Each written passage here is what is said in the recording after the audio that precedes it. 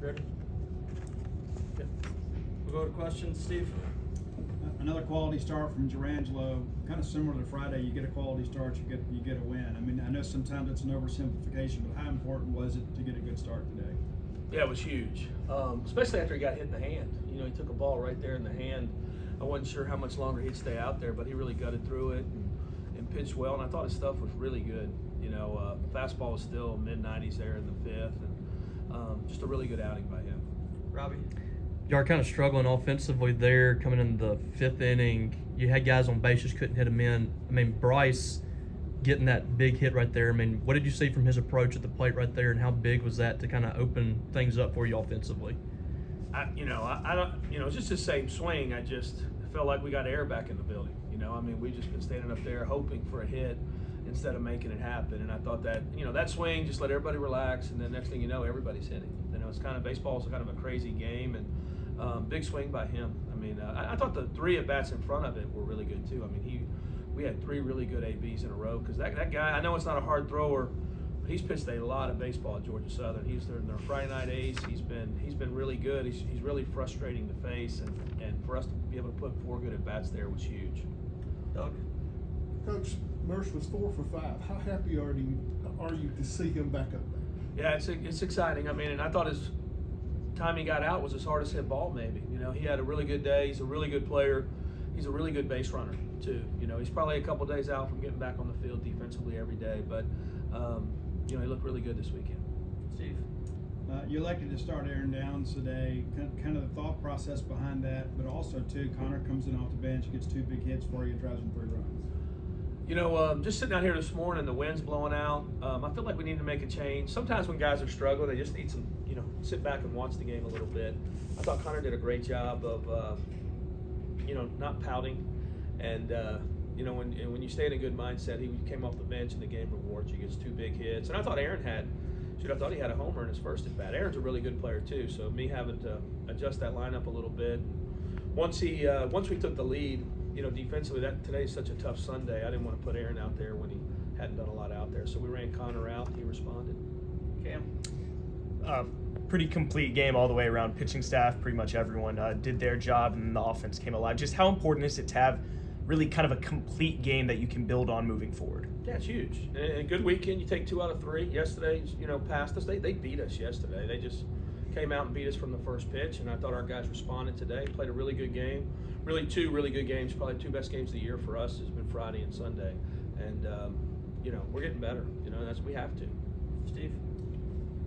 In no way am I going to ever ask you to comment on officiating, but when you've got an alien like Cam Schulte, I mean, can you prepare the officials for that? Is there anything you can do? Is there a concern with that because of the fact he is so unorthodox?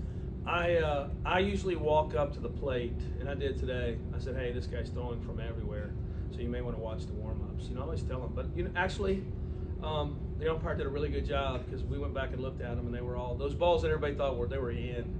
And so I thought he did a really good job. So I don't always say that, but you do. You try to give him a heads up. Hey, this guy's coming from a lot of different slots. You may want to watch it. And then you start getting into the afternoon with the shadows that make it a little tough. Robbie?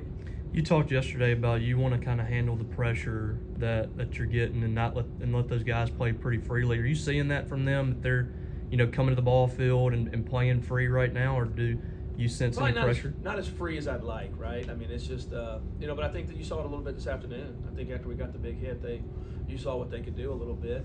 Hopefully they can, continue that, because once you start playing, baseball's like that everywhere. I mean, and there's teams that just start out slow.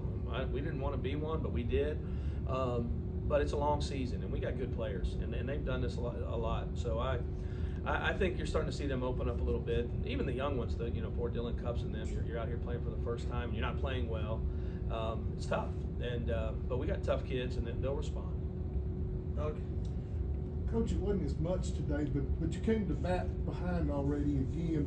But can you talk a little bit about the confidence level in the dugout? Because all you did then was you didn't give up another run until the outcome was pretty much done.